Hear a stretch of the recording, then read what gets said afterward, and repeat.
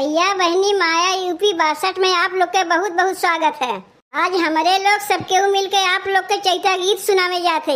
गीतिया अगर अच्छा लगी भैया बहनी ना भुलाए न जाओ, लाइक और सब्सक्राइब जरूर कियो। गाओ रे ललका पहले हम ही गाई। हाँ पहले तही गए तब छुटकी गाई तब हम गाई।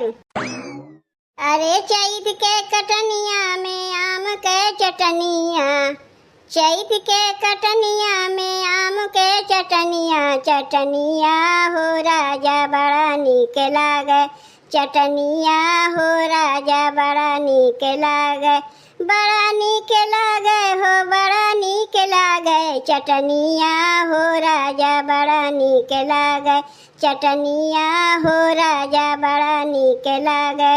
अरे भोरवा में उगल हो चाँद के अजोरिया, भोरवा में उगल हो चाँद के अजोरिया, अरे हंसिया उठाए जब जाए गुजरिया, हंसिया उठाए जब जाए गुजरिया, जाए गुजरिया हो जाए गुजरिया, जाए गुजरिया हो जाए गुजरिया, हंसिया उठाए जब जाए गुजरिया।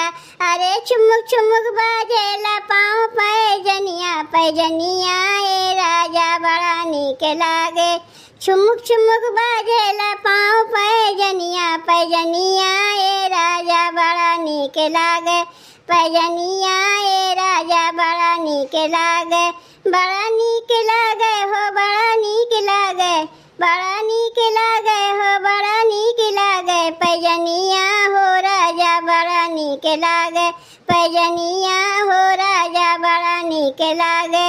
अरे पछुआ बैरिया अचरवा उड़ावेला, अचरवा उड़ावेला, अचरवा उड़ावेला, अचरवा उड़ावेला, अचरवा उड़ावेला, पछुआ बैरिया अचरवा उड़ावेला, लहुरा देवरवा कनखिया दबावेला, कनखिया दबावेला, कनखिया दबावेला, कनखिया दबावेला, कनखिया दबावेला, लहुरा देवरवा कनखिया दबावेला। अरे ललका के संगे करवे खेत में कटनिया, कटनिया ए राजा बड़ा नीक लागे, कटनिया ए राजा बड़ा नीक लागे, बड़ा नीक लागे हो बड़ा नीक लागे, बड़ा नीक लागे हो बड़ा नीक लागे, कटनिया ए राजा बड़ा नीक लागे, कटनिया ए राजा बड़ा नीक लागे।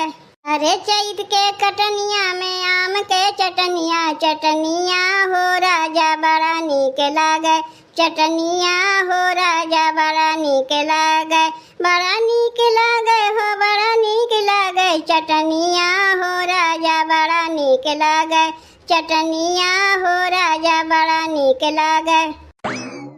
तब भैया बहनी गीतिया कैसन लाग तनी कमेंटवा कह के बतावत जाओ।